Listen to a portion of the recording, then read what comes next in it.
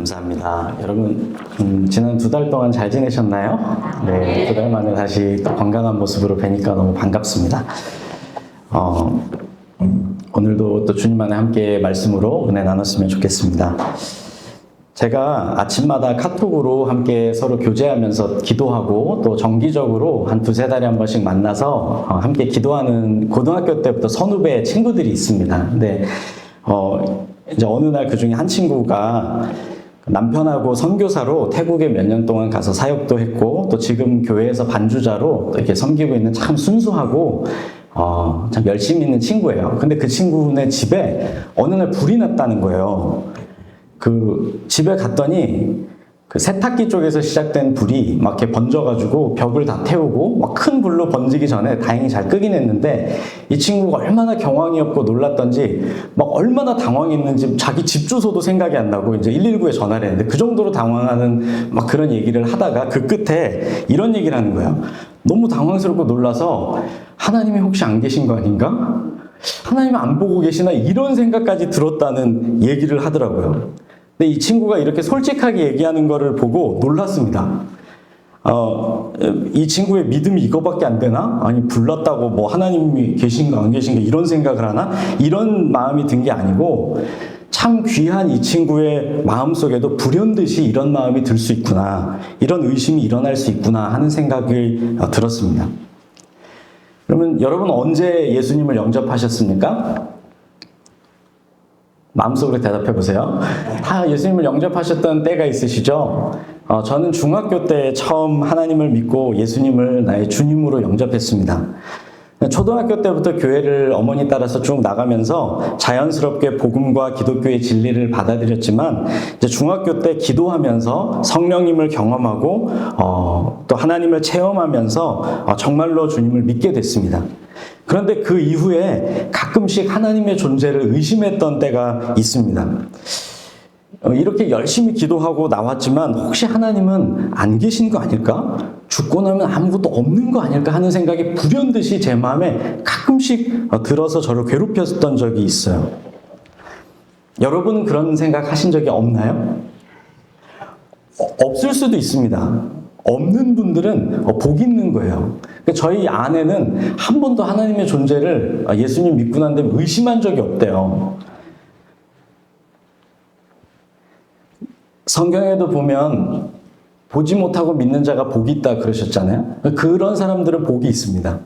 근데 저는 약간 도마 같은 스타일이거든요. 이게 내 눈으로 봐야 믿지 제가 남의 말 진짜 안 믿거든요. 근데 어떻게 예수님을 믿는지 참 신기하죠. 눈으로 봐야만 믿는데 도마 같은 제가 그리고 또 여러분들이 여러 가지 가끔씩 들어오는 의심과 회의에도 불구하고 이 오랜 시간을 하나님을 떠나지 않고 우리가 예수님을 믿고 기독교 신앙을 유지하는 이유가 있을 거 아닙니까? 여러분, 믿음이라는 것은 흔히 생각하듯이 맹목적인 게 아닙니다. 콩을 가지고 팥이라고 부르면 그게 팥이 되는 게 아니잖아요. 우리가 하나님을 믿는 것은 하나님을 믿을 만한 어떤 근거가 있기 때문에 믿는 것입니까? 아니면 우리 이성을 거슬러서 도저히 말이 안 되는 것 같은데 억지로 믿어야만 되니까 믿는 것입니까? 여러분, 왜 믿는 거죠? 우리는 하나님을 믿을 만한 충분한 근거가 있기 때문에 하나님을 믿는 것입니다. 저에게는 이 기독교 진리가 참이라고 생각할 충분한 근거들이 있었습니다. 이 내용을 가볍게 다룰 게 아니라서 나중에 또 이 말씀을 깊이 생각해 볼 기회가 있겠지만 오늘 하고자 하는 말씀은 이게 아니라서 간단히 넘어가겠습니다. 근데 크게 보아서는 제가 주님을 믿는 이유는 3가지인데요. 첫째는 자연을 통해 나타나는 하나님의 모습입니다. 여러분, 저는 믿음이 흔들릴 때면 이 세상을 바라보고 태양을 바라보고 여러분 같은 인간을, 저를 바라봅니다. 우리가 어디에 갔더니 엄청 훌륭한 저녁 식사가 준비되어 있어요. 만약에. 그러면 어떻게 생각하는 게 합리적입니까? 누군가가 이 음식을 우리를 위해 준비해놨구나. 이렇게 생각하는 게 합리적이잖아요. 그런데 너무도 탁월한 탁월한 하나님의 창조물, 너무나도 탁월한 이 세상을 바라보고 너무나도 탁월한 우리 옆에 있는 사람들과 우리 자신을 바라보면서 이것들이 저절로 생겼다는 것이 저는 불가능하다고 믿기 때문에 제 믿음이 간혹가다 흔들릴 때마다 저는 이 세상을 바라봅니다. 여러분, 개미가 보잘것없잖아요. 되게 보잘것없는 거 아닙니까? 그냥 우리 눈앞에 있으면 이렇게 꾹 눌러서 죽여버리면 그만인 개미지만, 여러분, 이 죽어버린 개미를 70억의 인구가 모여서 평생 동안을 노력해도 이 개미를 살릴 수가 없습니다. 생명이라는 것은 그런 거거든요. 평생이 아니라 영원토록 노력해도 이 개미를 살릴 수가 없어요. 죽은 개미는 살릴 수가 없는 겁니다. 생명은 반드시 생명으로부터만 오게 되는 것이잖아요.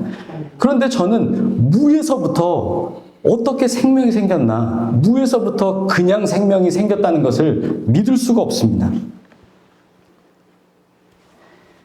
로마서 1장 19절 20절의 말씀처럼 피조물 속에 하나님의 능력과 신성이 있습니다. 그래서 저는 이 세상을 통해 하나님을 믿게 됩니다. 두 번째는 저는 믿음이 흔들릴 때마다 베드로 사도의 말을 기억하는데요. 베드로전서에 보면 이렇게 돼 있죠. 내가 기록한 말이 사람이 공교하게 지어낸 말이 아니라 내가 내 눈으로 이 모든 것을 보았고 내 귀로 하늘에서 음성이 들리는 것을 내 귀로 들었다 했던 베드로 사도의 말을 기억합니다. 그리고 순교한 예수님의 제자들을 생각합니다. 여러분, 예수님의 제자들이 예수님 때문에 돈 벌고 유명해지고 높은 자리에 앉아서 대접받았던 게 아니잖아요. 숨어 지내다가 잡혀 죽었던 게 아니거든요. 예수님의 증인으로 예수님을 끝까지 증언하다가 하나같이 자기들의 목숨을 잃었습니다. 성경에 나타난 예수님의 독특한 말씀과 주장과 그분의 인격과 그분의 삶과 또 그분의 기적과 그분의 죽으심과 부활과 그것을 증거하는 제자들의 목숨을 건 순교를 통해 저는 이 하나님의 말씀이 충분한 근거를 가지고 있다고 믿습니다. 그리고 세 번째는 우리 마음속에서 은혜를 주시고 감동하시고 말씀하시는 하나님을 체험한 제 중학교 시절부터의 지금까지의 삶을 통해 하나님을 믿습니다. 여러분도 다 여러분 각자 주님을 믿는 이유와 근거가 있으시죠? 다 있으실 것입니다. 그리고 제 생각에 여러분 각자 마음으로 이런 확신을 명확하게 가지고 있는 것이 중요합니다. 왜냐하면 이런 근거들은 가끔 가다가 우리 마음이 약해지고 흔들릴 때 배가 떠내려가지 않도록 고정해주는 닷처럼 우리의 믿음을 그렇게 고정해주기 때문입니다.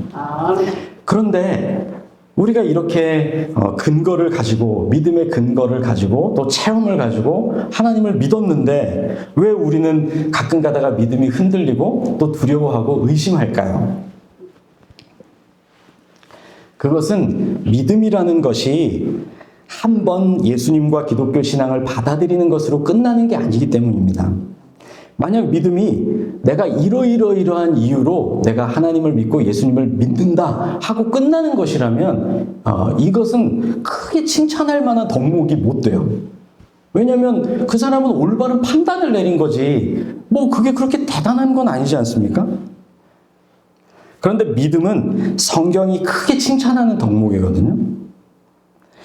믿음이라는 것은 어떤 거냐면요, 우리가 이성적인 판단과 모든 증거를 가지고 옳다고 판단한 그것을, 우리가 받아들인 그것을 끝까지 흔들림 없이 고수하는 태도를 믿음이라고 합니다. 그러니까 우리의 판단을 가지고 우리의 지적으로, 감정적으로, 의지적으로, 전인적으로 거기에 매달리는 것을 말하는 것입니다. 여러분, 오늘 말씀을 보면요, 말씀을 보겠습니다.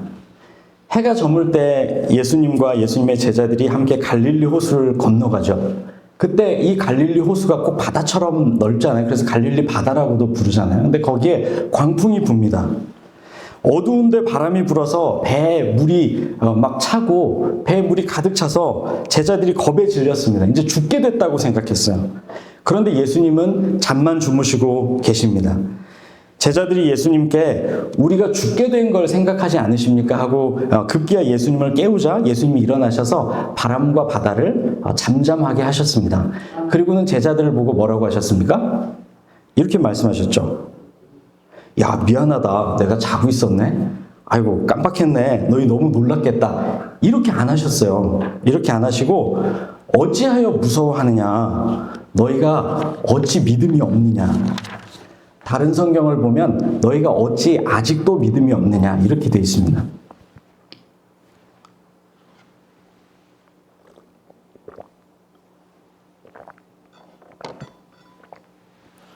여러분 제자들이 뭘 잘못했습니까? 네? 없죠. 뭐 잘못한 게 뭐 있습니까? 저는 어릴 때 이 말씀이 이해가 안 됐어요. 아니 그러면 무서워 죽겠는데 뭐 예수님 깨웠다고 지금 뭐라 그러시는 건가? 자다 일어나서 예수님이 짜증을 내시는 건가? 뭐 이런 생각을 했는데 여러분 제자들이 뭘 잘못했습니까? 예수님을 깨운 게 문제가 아니죠. 우리가 어려움이 닥치면 예수님을 깨워야죠. 예수님께 말씀드려야죠. 근데 문제는 제자들이 몹시 두려워하고 겁에 질린 게 문제입니다. 제자들이 야 이제 죽게 됐구나 하고 판단한 것이 문제입니다. 그런데 사실 여러분 제자들 입장에서 생각해 보세요. 제자들 입장에서 생각해 보면 문제는 제일 첫 번째 문제는 예수님이 타고 계시는 배에 풍랑이 온 게 문제입니다. 예수님하고 같이 거룩한 주님의 사역을 함께 하려고 하루 종일 사역하고 배를 타고 건너갔는데 풍랑이 왜 옵니까? 풍랑까지는 올 수 있어도 배에 물은 안 차야 되잖아요. 근데 그 고깃배 같은데 물이 막 차는 거예요. 여러분 예수님의 제자들이 뱃사람 아닙니까? 뱃사람들이 많잖아요. 이 사람들이 웬만해서는 뭐 끄떡이나 하겠습니까? 이런 일에. 근데 얼마나 오죽 죽을 것 같았으면 예수님 우리가 죽게 된 거를 돌아보지 않으십니까? 이렇게 얘기하겠습니까? 그러니까 이 사람들이 죽게 됐다고 그러면 진짜 죽게 된 거거든요. 여러분 우리 삶도 그렇지 않습니까? 주님을 모신 삶에 풍랑이 찾아오죠. 그러면 우리는 당황하고 의아합니다. 제가 2달 전에 이제 우리 안호준 목사님이 왔었잖아요. 그 교회에 제가 2달에 한 번 설교하러 가는데요. 그 아버님 목사님이 안창욱 목사님이시라고 정말 교회가 없는 완전 깡촌에 그냥 그 무속신앙만 하고 그런데 한 30년 전에 들어가셔서 교회를 개척한 거예요. 정말 동네에서 갖은 핍박 다 받으면서 거기에 교회를 개척하고 거기에 정말 이제 교회가 번듯하게 잘 자리를 잡고 섰습니다. 그런데 뇌종양이 발견된 거예요. 그것도 악성 뇌종양이. 수술을 하셨어요. 그리고 지금 회복하고 계십니다. 그런데 공교롭게도 그 사돈이 또 양용희 교수님이라고 엄청 훌륭한 교수님이세요. 한국교회에 정말 유익한 훌륭한 신학자이신데 근데 그분도 똑같은 악성 뇌종양이 똑같이 생긴 거예요. 그래서 그분도 수술을 하셨어요. 정말 이렇게 귀한 분들한테 악성 뇌종양이 무슨 말입니까? 제가 정말 사랑하는 제 멘토와도 같은 정말 저에게는 그 영적인 아버지와도 같은 목사님이 한 5년 전에 50대 초반의 나이에 급성 심근경색으로 갑자기 돌아가셨어요. 그럼 어떻게 그런 일이 있을 수 있습니까? 믿음으로 사나 믿음으로 안 사나 살아가는 결과는 똑같은 것처럼 보일 때가 있고 어쩌면 오히려 수단과 방법을 가리지 않고 약삭 빠르고 악하게 살아가는 게 더 지혜로운 것처럼 보일 때가 있습니다. 하나님이 기도를 들어주신다는 거 우리가 분명히 알고 체험도 하지만 어떨 때 보면 하나님이 기도를 안 들어주시는 것 같기도 하고 하나님이 내 삶을 안 보시는 것 같고 그럴 때도 분명히 있습니다. 또 한 가지 문제는 예수님이 자고 계시는 게 문제죠. 풍랑은 있는데 예수님은 자고 계십니다. 예수님이 깨어서 같이 걱정을 좀 해주시면 내가 좀 걱정이 덜 되겠는데 예수님은 관심이 없어 보이고 구석에서 자고 계세요. 예수님이 우리 문제를 외면하는 것 같아요. 주님이 분명히 우리와 함께 계시는 걸 아는데 왜 주님은 우리 문제에 개입을 안 하시나? 내가 이렇게 이 문제로 고민하는 걸 주님은 아실 텐데 왜 이렇게 오랫동안 놔두시나? 풍랑이 불었을 때 예수님이 빨리 깨서 뭔가 해주셨으면 되는데 배에 물이 차가지고 잠겨서 뱃사람들이 보기에도 죽을 것 같다는 생각이 들 때까지 예수님은 왜 이 문제를 돌아보지 않으시나 하는 생각이 듭니다. 그러면 우리 마음에 두려움과 함께 원망이 생기죠. 주님, 우리가 죽게 된 상황이 보이지 않으십니까? 여러분도 그럴 때가 있으십니까? 그런데 반대로 생각해 보세요. 여러분, 예수님이 항상 우리 눈에 보이면 왜 믿음이 필요하겠습니까? 작은 것 하나, 작은 문제 하나 생길 때마다 예수님께서 바로바로 해결해 주셔요. 그냥 기도했더니 바로 해결해 주고, 이것도 기도했더니 바로 해결해 주고. 우리 삶에는 아무 어려움이 없어요. 신자는 병도 안 걸리고 실패도 없고 암도 없어요. 그러면 믿음이 왜 어렵겠습니까? 그러면 예수 믿는 게 왜 어렵겠습니까? 그러면 믿음이 왜 덕목이겠습니까? 하나님께서는 그렇게 하기를 원치 않으신 거죠. 환난 속에서도 보이지 않는 하나님을 보는 것처럼 믿고 오래 참고 주님을 신뢰하도록 하셨습니다. 그래서 믿음이 귀한 덕목이에요. 여러분, 제자들은 예수님을 믿었을까요? 안 믿었을까요? 믿었겠죠. 믿으니까 고기 잡다 말고 자기들 거 다 버리고 예수님 따라갔잖아요. 예수님이 기적 일으키는 거 다 봤잖아요. 수많은 병자들 고치는 거 봤고, 오병이어의 기적도 봤고, 죽은 사람 살리는 기적도 봤잖아요. 이분이 하나님의 아들 메시아라는 걸 믿고 자기들의 일상을 버리고 예수님을 따랐잖아요. 그러면 이성적으로 판단하면 배가 이렇게 막 풍랑이 불고 막 잠길 것 같고 그러면 어떻게 해야 되겠습니까? 아니, 예수님이 계시잖아요. 안 계시는 것도 아니고 자고는 계시지만 그러면 어떻게든 하시겠죠, 예수님이. 뭐 설마 이 배가 잠겨서 다 죽게 하겠습니까? 그런데 이 상황에서 이성적인 판단은 마비되죠. 풍랑과 어둠과 파도에 배가 흔들리니까 금방이라도 죽을 것 같은 거예요. 두려운 거예요. 제자들은 그들이 평소에 가지고 있던 믿음, 평소에 가지고 있던 이성적 판단, 그 증거를 붙잡아야 됐는데 눈에 보이는 감각에 사로잡혀서 심하게 두려워 떨었습니다. 여러분, 믿음은 우리가 이렇게 생각하잖아요. 이성이 믿음에 반대된다고 생각하잖아요. 우리의 머리로 생각하는 것과 믿음이 반대라고 생각하는 경향이 있어요. 근데 사실은 그게 아닙니다. 믿음과 이성은 같이 가는 거고요. 도리어 믿음과 반대되는 건 우리의 감정입니다. 믿음은 우리 눈에 보이는 것과 반대되는 경우가 많습니다. 그리고 믿음은 우리 마음에서 일어나는 것과 반대되는 경우가 많습니다.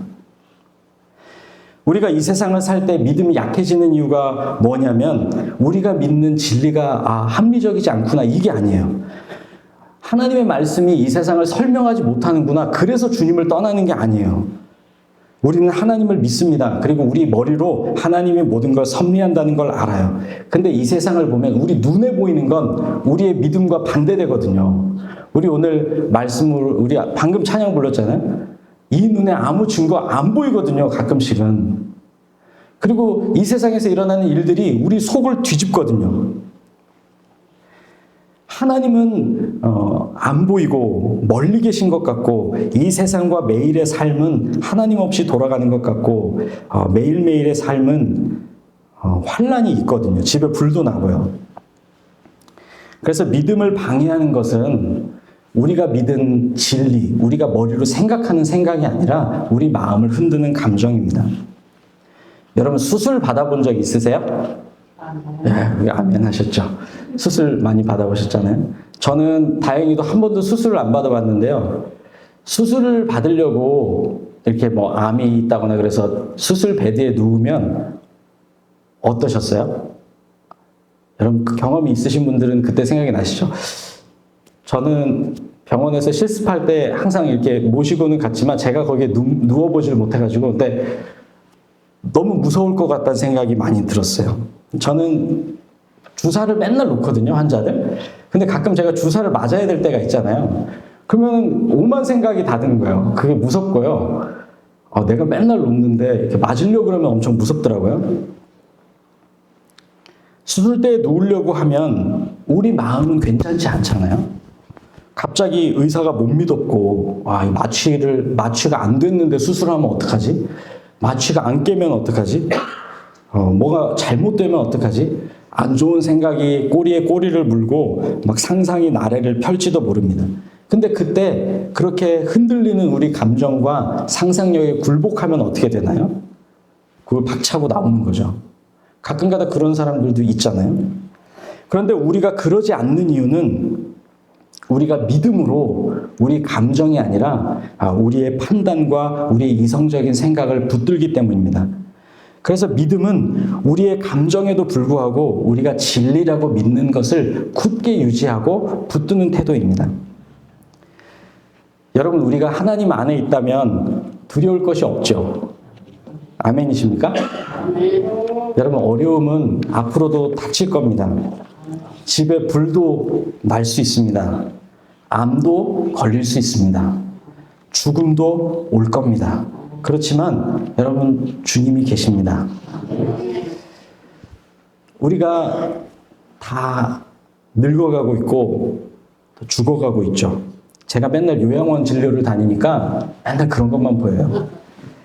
저도 35세 이후로는 만으로 나이를 따지고 있다고 말씀드렸잖아요. 세상 사람들은 늙음과 죽음을 다 싫어합니다. 그렇지만 우리는 천국을 믿습니다. 세상 사람들은 우리의 눈에는 주름살과 흰머리와 무릎의 통증과 점점 버거워지는 몸이 느껴지죠. 그렇지만 우리의 이성적인 판단은, 우리가 믿는 진리는 죽음 이후에 천국이 있고 우리가 거기에 들어가게 될 것이라는 확신입니다. 제가 아이들하고 이렇게 찍은 비디오를 한 번씩 이렇게 보면 옛날 생각이 나요. 그러면 그게 참 좋기도 하면서 한편으로는 가슴 한편이 참 아리인 거예요. 왜 아리냐? 그 조그마한 귀엽던 애들이 이제 다 커버렸구나. 이제 그 시절에 얘는 없구나. 그러면서 또 10년 전에 나는 이렇지 않았는데 지금 내가 이렇게 됐구나. 그런 여러 가지 복합적인 생각이 들면서 기쁨과 함께 복합적인 생각이 듭니다. 근데 이것이 잘못이라는 걸 알았어요. 왜냐하면 여러분, 우리는 다 경주를 하는 사람이거든요. 마라톤을 하는 사람이에요. 근데 여러분, 우리가 마라톤을 42.19를 뛰어야 되는데 40km 좀 온 다음에 20km 좀 뛰었을 그때는 얼마나 좋았던가. 그때로 돌아가고 싶다. 그런 사람이 있습니까? 아무도 없잖아요. 이 마라톤을 끝내고 하나님 나라에 가야죠. 근데 우리가 젊은 시절을 그리워할 필요가 뭐 있겠습니까? 여러분, 우리의 눈을 하나님 나라에 고정하고 우리의 눈을 천국에 고정해야 합니다. 히브리서 11장 1절을 보면 믿음은 바라는 것들의 실상이요 보지 못하는 것들의 증거라고 했습니다. 이 말씀 무슨 뜻이냐면 믿음은 우리가 바라는 것들이 실제로 일어날 것이라는 확신이고 우리가 보지 못하는 것들이 마치 보이는 것처럼 믿는 확신이라는 것입니다. 그런 은혜가 우리 모두에게 있으시기를 주님의 이름으로 축원합니다. 우리 같이 기도하겠습니다. 하나님 아버지, 저희가 이 땅을 살아가면서 주님을 믿고 또 주님께서 주신 은혜 가운데 우리가 하나님의 자녀가 되고 하나님의 백성이 되었지만 때때로 저희는 두려워하고 또 때때로 저희는 의심하고 저희가 판단하고 저희가 선택하고 주님께 받아들여진 이 모든 것이 때로는 그런 믿음에서 흔들릴 때가 있음을 고백합니다. 주님, 그렇지만 주님께서 저희를 붙들어 주셔서 지금 저희가 믿음에서 흔들리지 않게 하여 주시고 그리고 저희가 주님을 참으로 저희의 영적인 눈으로 날마다 바라볼 수 있도록 도와주시옵소서. 주님, 저희가 이 세상의 헛된 것에 마음이 흔들리고 또 이 세상 속에서 우리의 늙음과 또 연약함의 마음이 흔들리고 풍랑의 마음이 흔들리는 것이 아니라 영원한 천국과 하나님 나라와 또 하나님의 말씀 가운데 흔들림 없이 뿌리를 내리고 그렇게 주님을 믿을 수 있도록 우리의 마음을 주장해 주시옵소서. 감사하며 예수님 이름으로 기도드립니다. 아멘.